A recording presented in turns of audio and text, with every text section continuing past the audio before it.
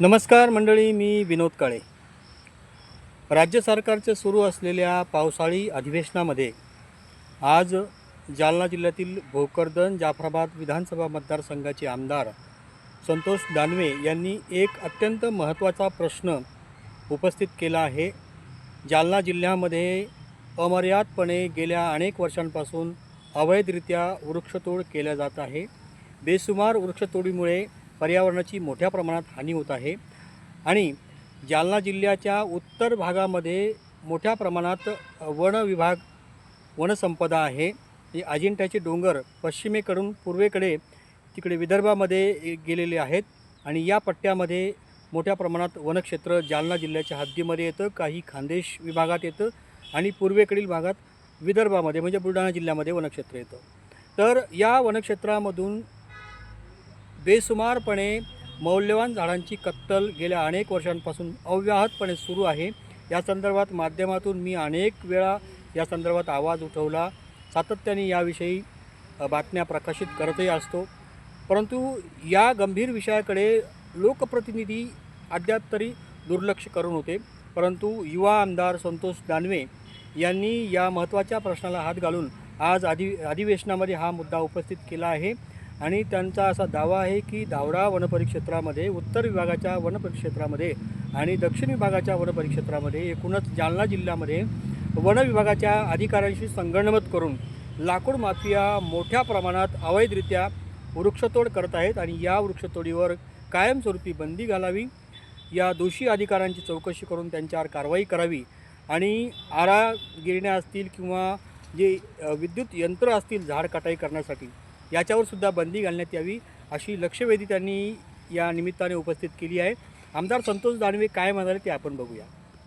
एकीकडे राज्यभरामध्ये 300 कोटी नवीन वृक्ष लावण्याचे जंगी कार्यक्रम आखले जात असताना दुसरीकडे मात्र राज्य सरकारने वृक्षतोडीची परवानगी मिळवण्यासाठी आवश्यक असलेले कागदपत्रांची संख्या ही 11हून 5वर आणलेली. अध्यक्ष महोदय, हे शुद्धीपत्रक अलीकडच्याच काळामध्ये एप्रिल महिन्यामध्ये राज्य सरकारने त्या ठिकाणी काढलेलं. अध्यक्ष महोदय, खरं तर अध्यक्ष महोदय, मला मंत्री महोदयांना सांगायचं की एवढ्या मोठ्या प्रमाणामध्ये त्या ठिकाणी वृक्षतोड सुरू आहे आणि अशा परिस्थितीमध्ये आपण जे वृक्ष तोडण्यासाठी वेगवेगळ्या प्रकारच्या अटी शर्ती होत्या, 11 प्रकारच्या, मग तलाट्याचा गाव नमुना 8 असेल, तहसीलदाराकडून अधिकार अभिलेख आणि फेरफार नोंदवही असेल, संबंधित सर्वे नंबरचा नकाशा असेल, तलाट्याकडून लागतच्या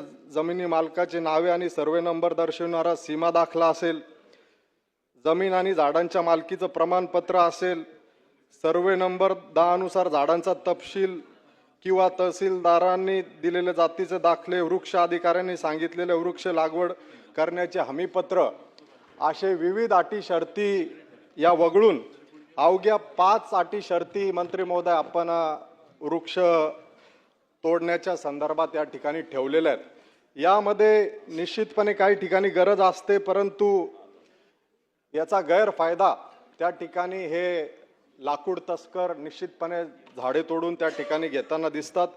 माझ्या मतदारसंघात मंत्री महोदय एप्रिल आणि मेच्या महिन्यामध्ये जवळपास 20 ते 25 ट्रक ट्रॅक्टर हे मी तुमच्या वन अधिकाऱ्यांना त्या ठिकाणी पकडून दिलेत आणि हे ज्या वेळेला त्यांच्या ताब्यात दिलेत, यांची प्रॅक्टिस आहे, जी सुबाबुळ असेल किंवा निलगिरी असेल किंवा ज्या झाडांना तोडण्याची परवानगी आहे त्याचे ब्लॉक्स तयार करून त्या गाड्यांच्या बाहेरच्या दिसणाऱ्या भागामध्ये लावायचे आणि आतमध्ये अनधिकृत झाडांच्या लाकडांची तस्करी करायची. हा कार्यक्रम आमच्या जालना जिल्ह्यामध्ये मोठ्या प्रमाणात चालू आहे मंत्री महोदय.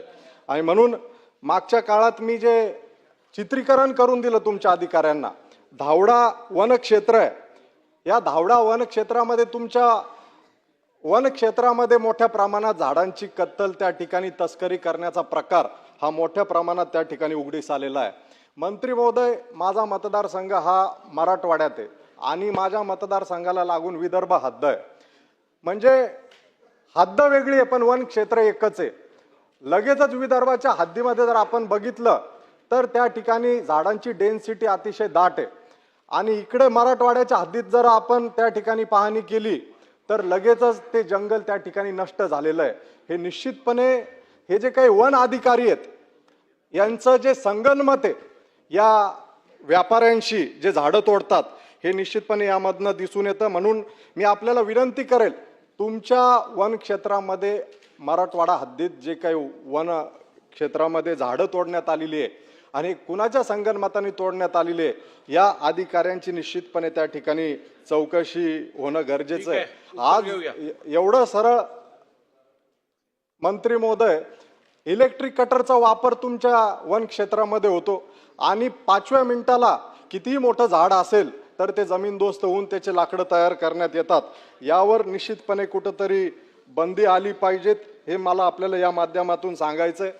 आपले जे काही नियम आहेत, कायदे आहेत, हे अतिशय कुठल्याही प्रकारचा कारवाई किंवा ठोस गुन्हा समोरच्यावर होत नाही आणि त्यामुळं संबंधित महसूल व वन विभागाचे जे काही अधिकारी असतील यांच्या हलगर्जीपणामुळे तसेच संगनमताने अवैध वृक्ष तोड झाल्यास त्यांच्यावर निलंबन, फौजदारी किंवा कारवाई करण्याचे धोरण आपल्याला निश्चित करावे लागणार आहे. त्यामध्ये अवैध वृक्षतोड हा कॉग्निजेबल, नॉन बेलेबल आणि नॉन कंपाऊंडेबल गुन्हा घोषित करण्यासाठी शासन BNS किंवा संबंधित राज्य कायद्यात काय सुधारणा करणार हे निश्चितपणे आपण आज या ठिकाणी आम्हाला सभागृहाला सांगितलं पाहिजे.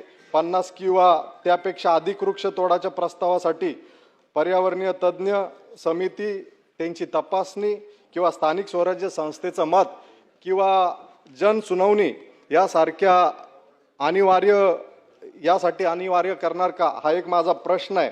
आणि त्याचबरोबर हे जे काही इलेक्ट्रिक कटर्स आहेत, कोणी चायनावरनं प्रोक्युअर करताय, वेगवेगळ्या कंपनीज याच्यामध्ये आल्यात, याला कुठल्याही प्रकारची बंदी नाहीये. अशा या इलेक्ट्रिक कटरवर आपण बंदी आणणार का, हे असे माझे 3 स्पेसिफिक प्रश्न आहेत. सन्माननीय अध्यक्ष महोदय, सन्माननीय सदस्य संतोषजी दानवे यांनी हा जो प्रश्न उपस्थित केलेला त्याच्यामध्ये त्यांनी पर्यावरणाची चिंता व्यक्त केलेली आहे. अनधिकृत वृक्षतोडीच्या विषयी त्यांनी गांभीर्यानं भूमिका मांडलेली आहे. माननीय अध्यक्ष महोदय, बाब अशी की ज्या खाजगी जमिनीमध्ये ज्या घटकांनी काही वृक्ष लावलेले असतात त्या वृक्षाचा वापर निश्चितपणे कापून विक्री करून करण्याची तिथे कायद्यामध्ये तरतूद आहे.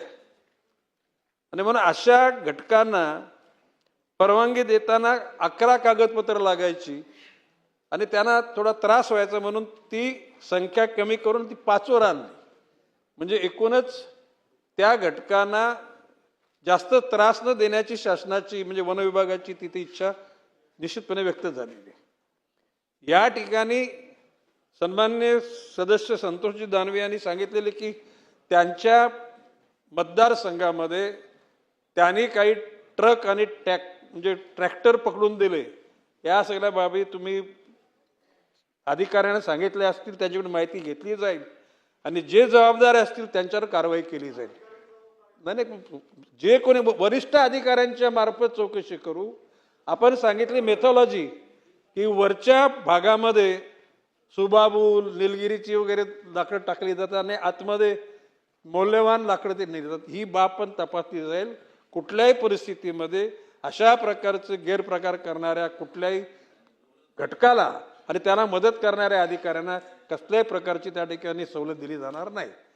राहिला एकूणच वृक्ष कापण्याच्या विषयी नियम आहे. महाराष्ट्र राज्यामध्ये बिगर नागरी क्षेत्रात वृक्षतोडीच्या परवानगीसाठी महाराष्ट्र वृक्षतोड अधिनियम विनियमन 1964, महाराष्ट्र वृक्षतोड विनियम नियम 1967 व महाराष्ट्र वृक्षतोड नियमन सुधारणा नियम 205 हे कायदे अस्तित्वात आहेत. या ठिकाणी जितकी झाडं तोडाल तेवढी झाडं लावायची त्यांना हमी त्यांच्याकडून घेतली जाते.